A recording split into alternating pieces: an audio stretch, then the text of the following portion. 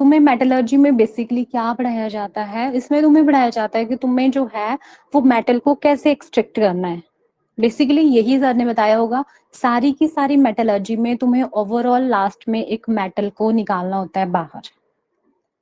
अब आप मुझे बताएंगे कि जहां से आप जिस मेटल को निकाल रहे हैं, यहाँ पे आपने दो टर्म्स सुनी होगी, एक मिनरल सुना होगा, एक ओर सुनी होगी। अब ये जो मिनरल है और ये जो ओर है, अब आप मुझे बताएंगे कि मिनरल्स जो हैं, आपकी एनसीईआरटी की स्टेटमेंट है कि ऑल मिनरल्स आर ओर्स और ऑल ओर्स आर मिनरल्स। कौन सी स्टेटमेंट जो है वो करेक्ट होएगी इधर से, बताएंगे आप मुझे?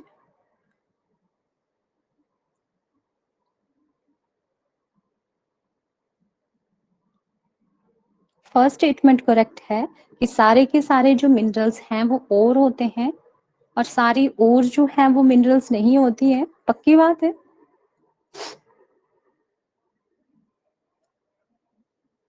ओके, ठीक है। फिर आप मुझे इसके नेक्स्ट बताएंगे आप क्वेश्चन। देखो बेसिकली क्या होता है, मैं तुम्हें एक ओवरऑल थोड़ा सा बताती हूँ। मेटलर्जी में हम लोग क्या पढ़ते हैं, बेसिकली हमें क्या करना होता है, ये एक टेक्निक है जिसके थ्रू हमें एक्सट्रैक्ट करना होता है मेटलर्जी। किसको एक्सट्रैक्ट करेंगे हम इधर से? मेटल को एक्सट्रैक्ट करेंगे। तुम्हें सर ने बहुत अच्छे से पढ़ाया होगा। मैं थोड़ा सा इस पे एक ओवरव्यू देती हूँ, फिर तुमसे साथ साथ में क्वेश्चन भी पुट करूंगी। अब बेसिकली मान लो कि तुम्हारा ये है कोई, कहाँ से निकालने हैं हमें ये, आपको कोई मिनरल है, ठीक है। अब ये है तुम्हारा कोई मिनरल पूरा भरा हुआ। बेसिकली तुम्हें एक छोटा सा एग्जांपल देती हूँ जिसको समझ भी नहीं है कि क्या मैंने ये स्टेटमेंट लिखी। देखो आपके पास, अभी मेरे पास 50 बच्चे क्लास में हैं, ठीक है। इन सारों को मैंने बोल दिया कि ये जो हैं वो मिनरल्स हैं, ठीक है, ये मिनरल्स हैं।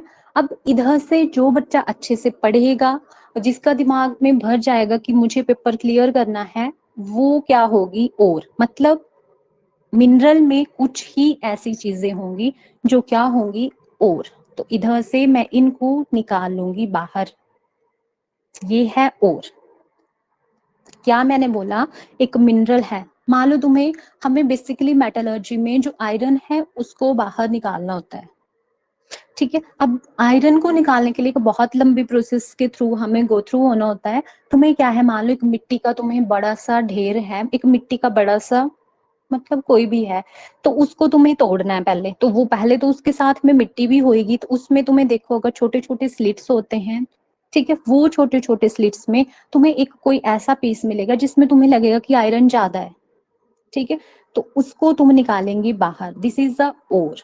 अब मैंने क्या स्टेटमेंट तुमसे पूछी थी कि सारे के सारे मिनरल जो हैं वो ओर होते हैं। देखो मिनरल में ही ओर होती है, बट सारे के सारे ओर जो हैं वो मिनरल नहीं होते, क्योंकि यहाँ पे तो कुछ ऐसे भी होंगे जिधर से तुम्हारा जो है वो ओर नहीं निकलेगी। अब ये जो तुम्हारी ओर निकली, आपका जो है शायद नेटवर्क इशू होएगा, मुझे इधर से पता चल जाता है, इधर तो विजिबल है मुझे स्क्रीन, आपको दिख रही है बाकियों को?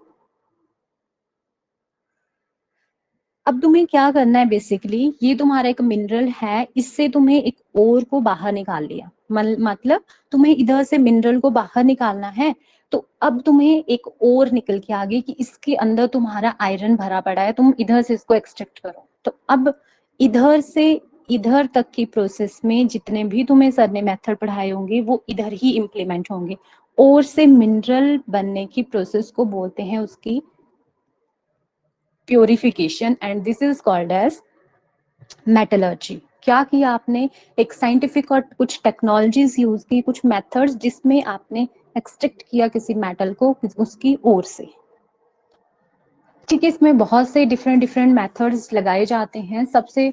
अब तुम मुझे बताएंगे साथ साथ में कि आपको सर ने करवाया होगा, सबसे पहले मुझे बताएंगे कि क्या करेंगे। तो तुम्हारे पास मान लो ये कोई और आ गई, अब सबसे पहले तुम फर्स्ट मेथड पे क्या काम करोगे उसके ऊपर, ध्यान से समझना। मैं क्वेश्चन पूछूंगी अभी तुम्हें, आई नॉन मेडिकल में इधर ज्यादातर क्वेश्चन आते हैं पेपर में।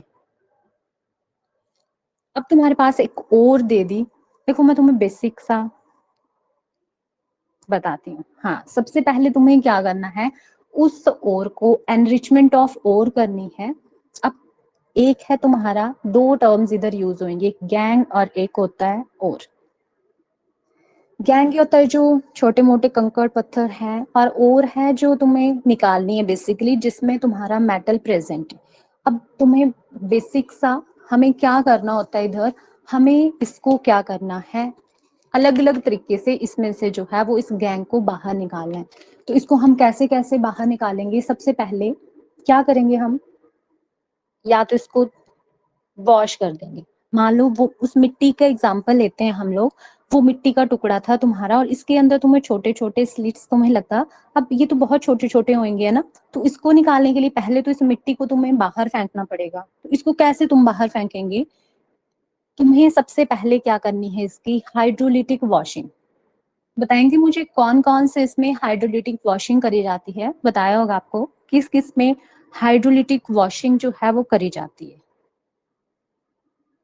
कौन सी ओर्स की निकालने के लिए हाइड्रोलिटिक वॉशिंग जो है वो करी जाएगी। जैसे आपका लेड है, टिन है, गोल्ड है, इधर से क्वेश्चन तुम्हें आता है पेपर में। तुम्हें सुन रहा है मैं कुछ बोल रही हूँ, ऑडिबल है? अच्छा भी बताने होंगे सर, ठीक है। अब देखो,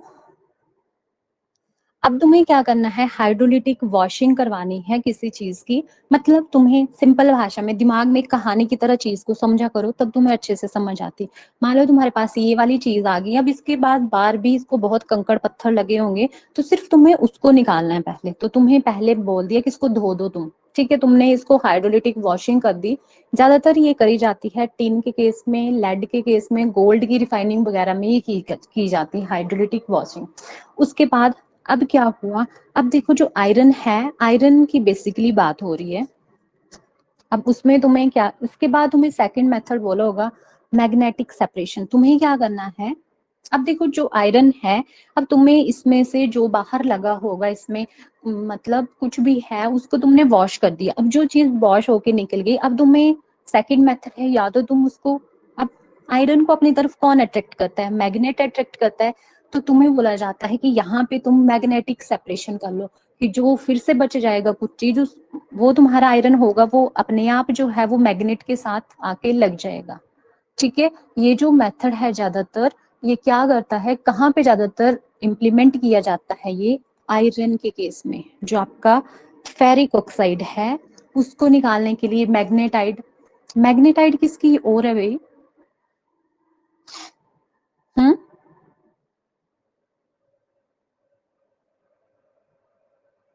मैग्नीशियम की है। शाबाश, ये पढ़ रहे हैं तुम लोग सबके सब हैं। अब क्या हुआ, ये तो तुम पढ़ रहे हैं, मुझे क्या पता कौन सा होएगा है। चलो बाद में आते हैं इस चीज पे। अब तुमने क्या किया कि तुम्हें लगा कि अब आयरन की बात मैं कर रही हूँ, तो आयरन जो है वो मैग्नेट के साथ अटैच हो जाएगा, तो वो आयरन आयरन जो है वो मैग्नेट के साथ अटैच हो गए। या तो तुम इसके बाद एक और तरीका है जिसमें एनरिचमेंट ऑफ ओर करी जाती है, उसको बोलते हैं हम फ्रोथ फ्लोटेशन, जिसमें क्या किया जाएगा, जो झाग जैसा निकाला जाता है बेसिकली, उसी को बोलते हैं फ्रोथ फ्लोटेशन प्रोसेस। उसमें क्या है, पाइन जो ऑयल है वो ऐड किया जाता है, और उसमें ज्यादातर ये जिंक सल्फेट वगैरह की, कॉपर सल्फेट, मतलब जो आपकी सल्फाइड ओर है उसकी प्योरिफिकेशन में ये यूज होता है ज्यादातर टाइम पे।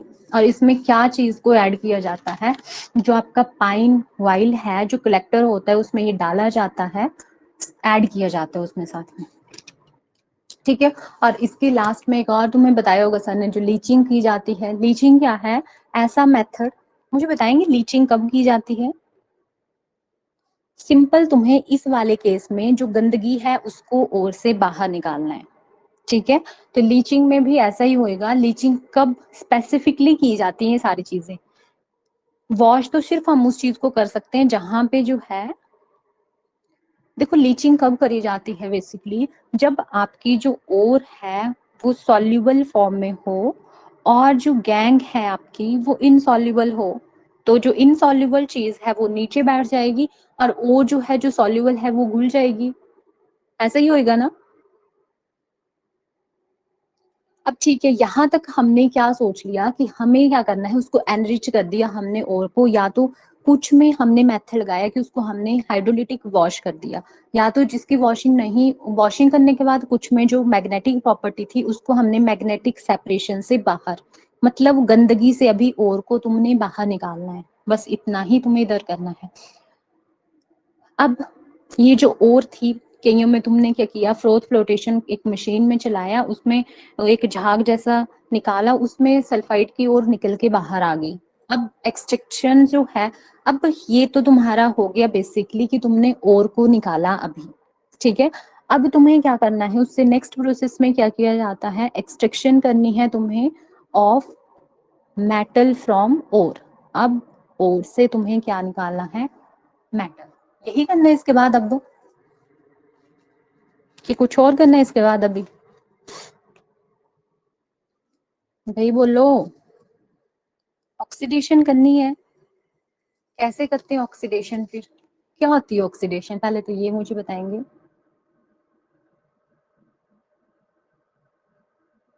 हम्म, ऑक्सीडेशन तुम किसकी प्रेजेंस में करेंगे, देखो बेसिकली तुम क्या करते हैं, दिस इज ऑक्सीडेशन जो तुम कर रहे हैं ना, बेसिकली ये तुम एक्सट्रैक्ट कर रहे हैं मेटल को ओर से। कैसे करेंगे, जो ज्यादा, मतलब जो रिएक्टिविटी सीरीज की यहाँ पे बेसिकली बात होती है, तो जो मिडल में होते हैं, जो रिएक्टिविटी सीरीज के मिडल में होते हैं, उनमें करी जाती है रोस्टिंग। तुम्हें रिएक्टिविटी सीरीज करवाई थी सर ने?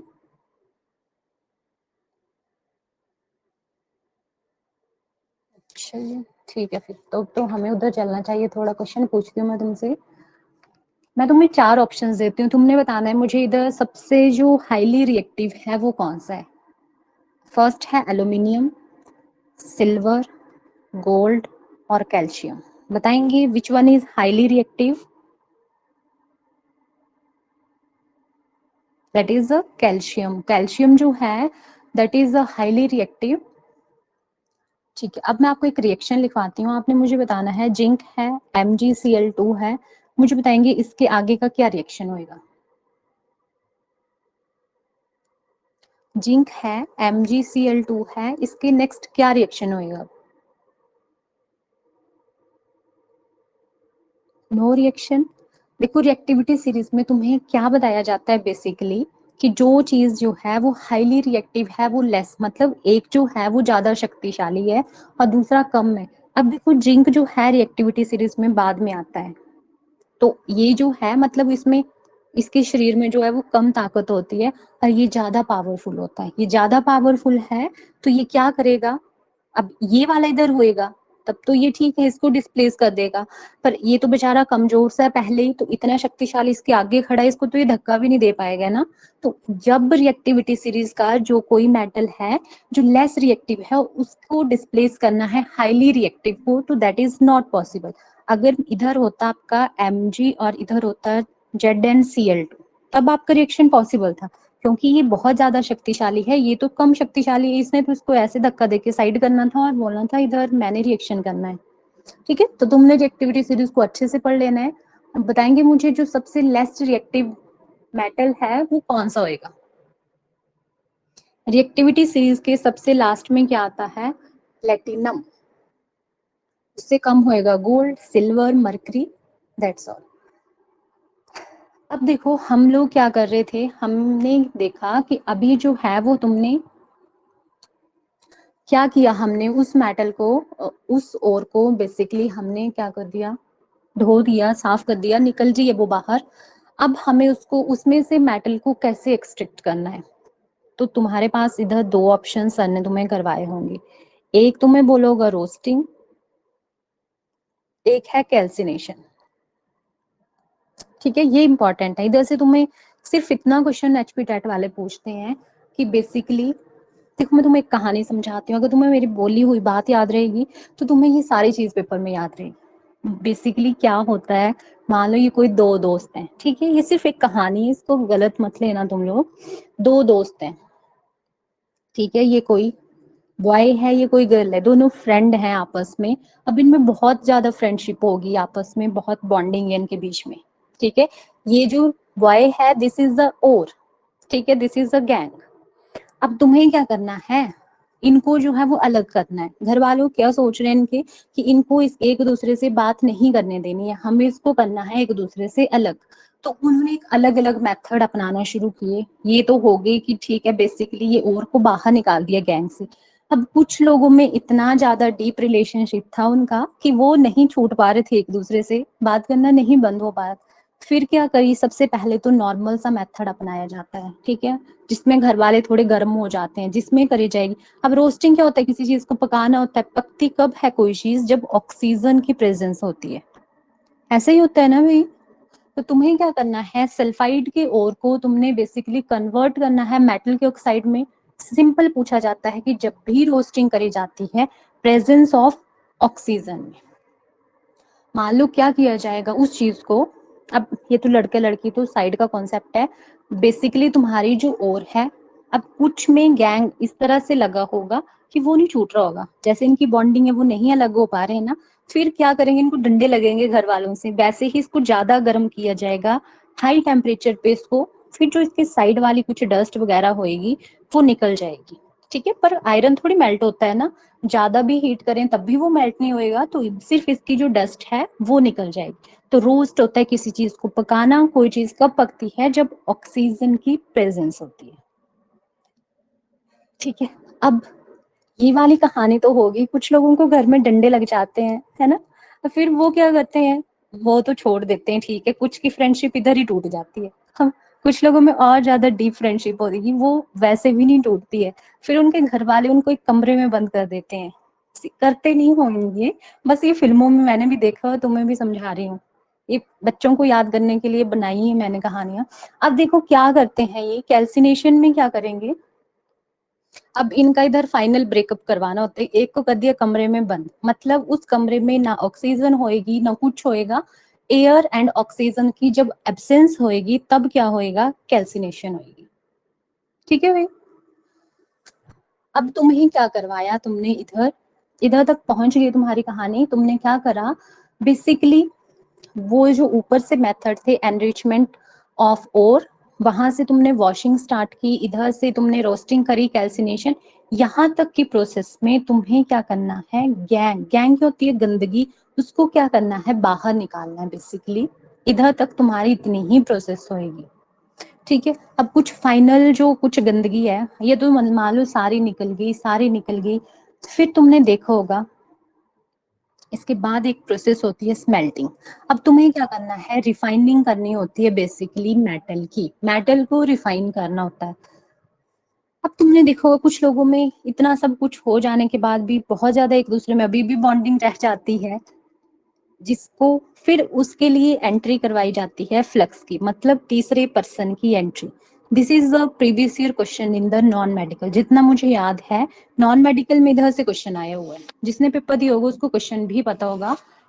आई थिंक क्वेश्चन था आपको कि जो मेटलर्जी है उस टाइम पे जब तुम आयरन को एक्सट्रैक्ट करते हैं फ्रॉम हेमेटाइट और लाइमस्टोन, तो क्या ऐड किया जाता है, iron from hematite limestone is added to act as a, ठीक है। जब हेमेटाइट और लाइमस्टोन ऐड किए जाएंगे आयरन में, तो उस टाइम पे क्या चीज है, उसको बोलते हैं हम लोग flux. In a metallurgy of iron, जब आयरन की मेटलर्जी की जाएगी, फ्रॉम किस चीज से करी जाएगी, हेमेटाइट लाइमस्टोन में, इज एडेड टू, तो वहां पे लाइमस्टोन जो है ऐड किया जाता है। हेमेटाइट से उसको निकालना है तुम्हें आयरन को बाहर, तो उस टाइम पे बीच में लाइमस्टोन डाला जाता है बेसिकली। तो वो लाइमस्टोन जो है वो हो गया वो तीसरा पर्सन जिसकी एंट्री करवाई जाएगी अब इन दोनों लोगों में अलग करने के लिए। बेसिकली ये जो तीसरा इंसान होगा, बेसिकली ये एक तरह की गंदगी होती है। लाइमस्टोन कहीं अच्छी बात थोड़ी होती है ना लाइमस्टोन, तो ये भी एक तरह की गंदगी है, बट इसको ऐड किया जाता है। क्यों इसको ऐड करेंगे, क्योंकि देखो जब घर में हम कई बार आटा गूंथते हैं ना, तो कुछ गीला आटा हमारे हाथों में लग जाता है, तो उसको निकालने के लिए हम सूखा आटा लगाते हैं उसके ऊपर। तो बेसिकली वही चीज करवाई जाएगी। अब ये फ्लक्स क्या करेगा, ये बेसिकली खुद भी एक गंदगी है, पर इसकी एंट्री करवाई जाती है। क्यों, क्योंकि जो मेटल के साथ थोड़ी बहुत कुछ इम्प्योरिटीज, जो डीप इम्प्योरिटीज होती हैं, उनको निकालने के लिए फ्लक्स का यूज किया जाता है, ठीक है। उसके बाद इसको डाला जाएगा ब्लास्ट फर्नेस में, फिर तुम्हारा निकाला जाएगा आयरन। तुम्हें रिफाइनिंग ऑफ मेटल में सर ने मॉन्ड प्रोसेस बताई होगी, वैन एरेकल प्रोसेस बताई होगी, जोन रिफाइनिंग, स्मेल्टिंग, ठीक है, ये सारी चीजें तो तुम्हें सर ने करवा दी होंगी। चल रहा है तुम्हें समझ के, ऐसे कथाएं चली हुई है, अभी नहीं करवाया है, ठीक ठीक है, अभी सर ने शायद करवाना होगा, तुम्हें कहाँ तक करवा दिया है? ओके, अभी जोन और इलेक्ट्रोलिटिक रिफाइनिंग करवा दिया, ठीक है।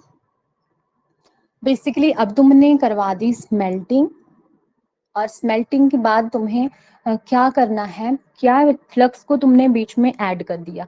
अब रिफाइनिंग ऑफ मेटल में एक तुम्हारी होती है मॉन्ड प्रोसेस, लिख लेना तुम इसको, अगर सर करवाएंगे तब भी ठीक है। इधर से पेपर में क्वेश्चन आता है कि इसमें जो है निकल की ओर को एक्सट्रैक्ट करने के लिए मॉन्ड प्रोसेस यूज करी जाती है, और यहाँ पे एक रीजेंट यूज किया जाता है, ठीक है। ठीक है, तो फिर अभी एलॉय पे हम चलते हैं, ये सर खुद से करवा लेंगे तुम्हें, जो भी सर ने करवाया होगा, मुझे नहीं पता है कि क्या करवाया। ठीक है, तो तुम्हें बेसिक सी कहानी पता चली कि हम मेटलर्जी में क्या करेंगे। इधर हम क्या करेंगे, फिर फ्लक्स को ऐड करेंगे, फ्लक्स खुद से एक इम्प्योरिटी होएगी, और जो क्या कर देगी, मेटल को अलग कर देगी। अब तुम्हें इधर से तुम्हें लास्ट में तुम्हें आयरन को बाहर निकालना है बेसिकली। तुम्हें पता भी चल रहा है कि ऐसे ही चल रही है कथा ये? चल रहा है तुम्हें समझ कि क्या चल रहा है ये? हेलो? देखो कुछ भी नहीं है, जिसको बड़ी बड़ी ज्यादा कंफ्यूज मत कर देना, मैंने सिर्फ तुम्हें 4-5 ही चीजें बता रही हूँ मैं, कि हमें क्या करना है, मेटल को बाहर निकालना है। सबसे पहले हम उसको धोएंगे, धो दिया तुमने, फिर तुम्हें क्या करना है, उसको रोस्टिंग करनी है, कैल्सिनेशन, ये बेसिक सा क्वेश्चन तुम्हें पूछा जाता है। फिर उसके बाद तुम्हें करनी होती है उसकी स्मेल्टिंग, मतलब रिफाइन करना है मेटल को, उसमें एक माउंट प्रोसेस है, एक वैन एरेकल है, इसको सर तुम्हें करवा लेंगे। लास्ट में तुम्हारा देखो, जब भी तुम इसको ब्लास्ट फरेंस में डालेंगे, तुम्हारा आयरन बाहर निकल के आता है। तो ये question direct purest form of iron तुमसे पूछा जाता है, what is the purest form of iron, बताएंगे मुझे। 3 तरह के आयरन इधर से निकल के आएंगे, एक पिग आयरन होता है, एक कास्ट आयरन होता है, और एक रॉट आयरन होता है। यस, जो आपका रॉट आयरन है, this is the purest form of iron. और जो आपका पिग आयरन है, अब इसमें क्या होता है, 4% तक होएगा, इसमें 3% तक जो है वो कार्बन होता है अभी प्रेजेंट, ठीक है। पिग में 4% कार्बन और दूसरे में 3%। और सबसे जो प्योरेस्ट फॉर्म ऑफ आयरन है, ये बहुत बार क्वेश्चन पूछा जाता है, that is the wrought iron, ठीक है। बाकी जैसे भी आपके टीचर पढ़ा रहे होंगे वैसे ही आप करना है इसको। ये मैंने तुम्हें बेसिक सी कहानी बता दी कि इसमें ये होता है, ठीक है। अभी तुम बोल रहे थे एलॉयज तुम्हें पढ़ा रहे हैं सर, अब तो पहले तो तुम मुझे बताएंगे व्हाट आर एलॉयज, क्या चीज को हम एलॉय बोलेंगे? एलॉयज क्या होते हैं भाई? दीज आर द मिक्सचर, मान लो मिक्सचर ऑफ मेटल, तुम्हारे मान लो ये दो कोई, ये इस तरह का मेटल है इस कलर का, और इसमें मैंने कर दिया ऐसे वाला को मिक्स, अब मेरे पास एक नया बन के आया, दैट इज दिस वन, ठीक है। यही होता है ना एलॉयज। तुम्हारे पास 2 मेटल हैं, 2 मेटल को तुमने क्या करना है बेसिकली, अब तुम देखो कि मेटल जो है वो क्या होंगे, सॉलिड होंगे ना, तो फिर सॉलिड है तो तुम इसको कैसे करेंगे, इसके अलावा कैसे बनाते हैं तुम, देखो इसको बहुत हाई पे जो है वो हीट किया जाता है, इन दोनों को हीट किया जाएगा, इनका लिक्विड बनाया जाता है पहले, फिर इनको एक दूसरे में ऐसे घोला जाएगा, फिर इसका तीसरी चीज बन के आती है। तो एलॉय से तुम्हें बेसिक से क्वेश्चंस बताएंगे मुझे, ब्रास जो है जिसको हम क्या बोलते हैं, पीतल बोलते हैं ना, ब्रास किस चीज का एलॉय होएगा? Brass is the alloy of copper और जिंक। देखो ज्यादातर जो बोलते हैं ना, सोना नहीं तो पीतल ही सही, जिसको नहीं याद रहेगा वो मेरे तरीके से याद कर लेना। जिसको ब्रास क्या होता है, पीतल होती है, तो पीतल के आजकल क्या दिए जाते हैं, ताज पहनाए जाते हैं, ठीक है। तो जो से जिंक और इससे कॉपर, ठीक है, कॉपर और जिंक जब भी मिलेंगे ये क्या बनेगा, ब्रास। उसके बाद है आपका bronze, bronze is the alloy of copper और टिन। देखो आपको ये क्वेश्चन एचपी टैट में अभी तक तो नहीं आया, सी टैट में ये क्वेश्चन जरूर डालते हैं, जब भी आपका जो ब्रॉन्ज है उसकी बनाई जाती हैं स्कूल बेल्स। जो स्कूल में आपने घंटियां देखी होंगी, उसकी बहुत अच्छी रेजोनेंस इफेक्ट की वजह से ब्रॉन्ज की जो है वो क्या बनाए जाते हैं, स्कूल की बेल्स बनाई जाती हैं। तो दिस इज कॉपर और टिन। ठीक है, तो स्कूल की जो बेल है वो क्या करती है, टन टन, कॉपर और टिन। कॉपर और टिन को मिला के एक अलॉय बनाया गया जिसको बोला गया ब्रॉन्ज। उसके बाद रोल्ड गोल्ड तुमने सुना होगा, सुना है रोल्ड गोल्ड? सबसे पहले मुझे बताओ, ये तो तुम्हें सर ने बताया होगा कि जो गोल्ड है उसको वॉश करने के लिए किस चीज का यूज किया जाता है? गोल्ड की वॉशिंग के लिए किस चीज का यूज किया जाता है? एसिड में धो रहे हैं सर आजकल आपके। हम्म, दिस इज एक्वारीजिया। जो सोने को धोने का पानी होता है, किस किस चीज की कंपोजिशन होगी इसमें? कोई बात नहीं। 3 की रेशियो में क्या होएगा आपका, HCl डालते हैं और HNO3 होएगा 1 की रेशियो में। Aqua regia is used for the washing of gold. ठीक है, तो जो रोल्ड गोल्ड है वो एल्यूमिनियम प्लस कॉपर का एलॉय होता है। ठीक है, उसके बाद सर ने आपको गन मेटल बताया होगा, ये भी प्रीवियस ईयर में आया हुआ क्वेश्चन है, और तुम्हें बताया ये gun metal is the alloy of. Okay okay, ठीक है। ठीक है, फिर भी आप लिख लो जो गन मेटल है वो किसका होता है, टिन का होएगा, कॉपर का और जिंक का। ठीक है, जब भी सर करवाएंगे तुम लिख लेना।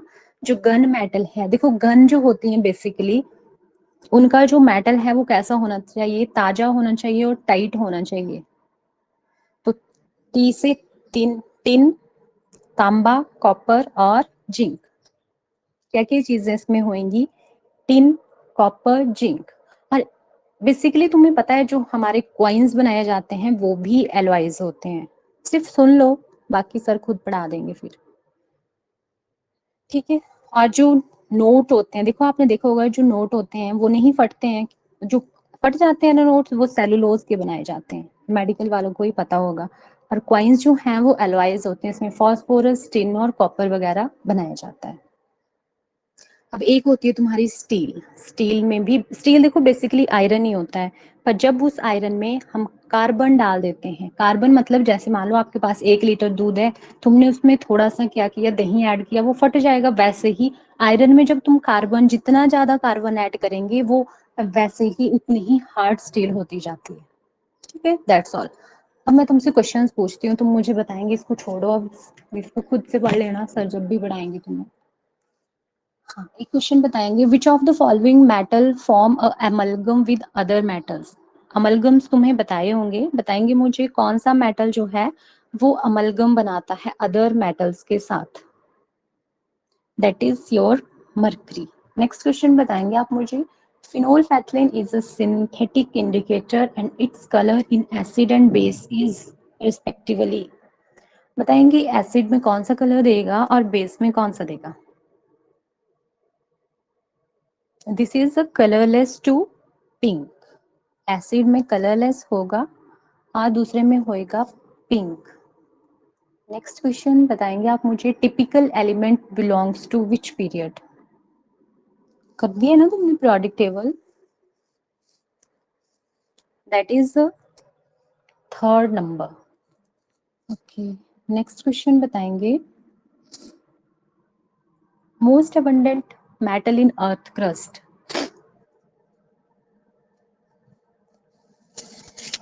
That is aluminium. ओके, और नेक्स्ट क्वेश्चन मुझे बताएंगे आप, और क्या क्या पढ़ लिया तुमने बेसिकली। ओके, आप मुझे बताएंगे कि जब एसिड जो है उसको मेटल के साथ रिएक्ट करवाया जाता है तो आपके साल्ट्स बनते हैं, ये तो आपको पता होगा। उस टाइम पे एक गैस रिलीज होती है, हाइड्रोजन गैस, और वो कौन सी साउंड देती है,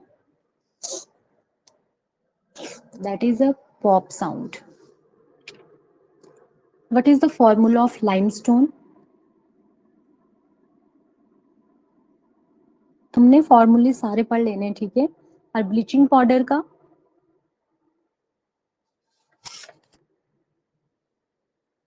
what is the formula of bleaching powder? CaOCl2। And what is the formula of baking soda? देखिए बेकिंग सोडा होता है ना, एक होता है आपका वॉशिंग सोडा। तो वॉशिंग सोडा में H आता है, तुमने जहां पे H आएगा वहां पे तुमने H नहीं लगाना है, ये सिंपल Na2CO3। और जहां पे H नहीं आता है वहां पे सिंपली क्या होगा, NaHCO3। मुझे बताएंगे बेकिंग सोडा एक एसिड होता है कि बेस होता है? This is a base. Okay, what is the formula of caustic soda?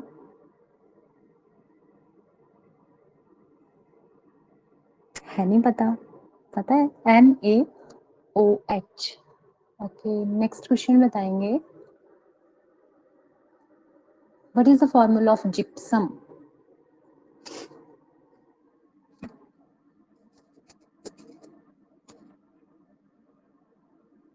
Which acid is present in amla?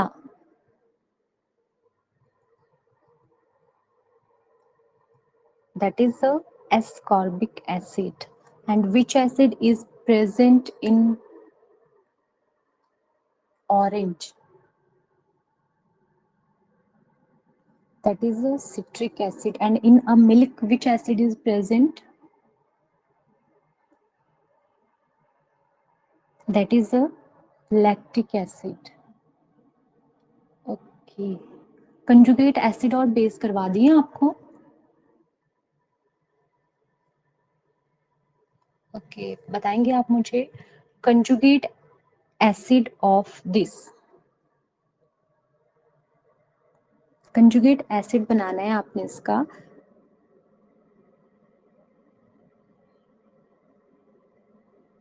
Conjugate acid.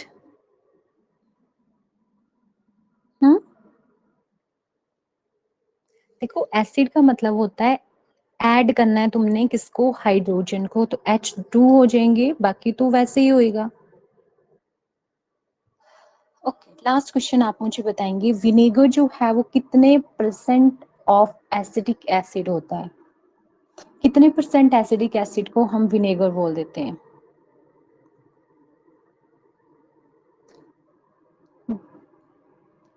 That is 4.5। Sir ने करवाया है ये तुम्हें 4.5?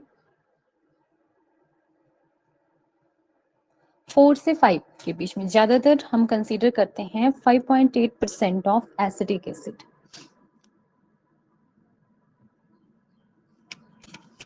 मेटल्स नॉन मेटल्स कर लिए तुमने? अभी नहीं करवाए होंगे ना? कर लिए हैं? ठीक है, फिर मुझे बताओ,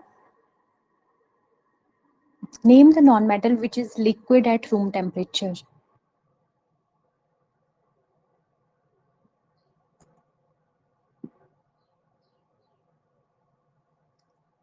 What are amphoteric oxide?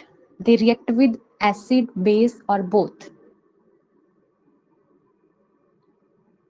React with both acid and base। आपको पता है कि जो नॉन मेटल हैं वो गुड कंडक्टर होते हैं हीट और इलेक्ट्रिसिटी के, कि बैड कंडक्टर होते हैं? They are the bad conductor.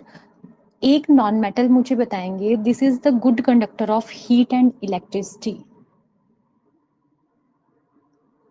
That is graphite, क्योंकि इसके पास जो है वो फ्री अनपेयर्ड इलेक्ट्रॉन्स प्रेजेंट होते हैं। ठीक है भाई, अब तुम्हें जो जो सर पढ़ा रहे हैं आप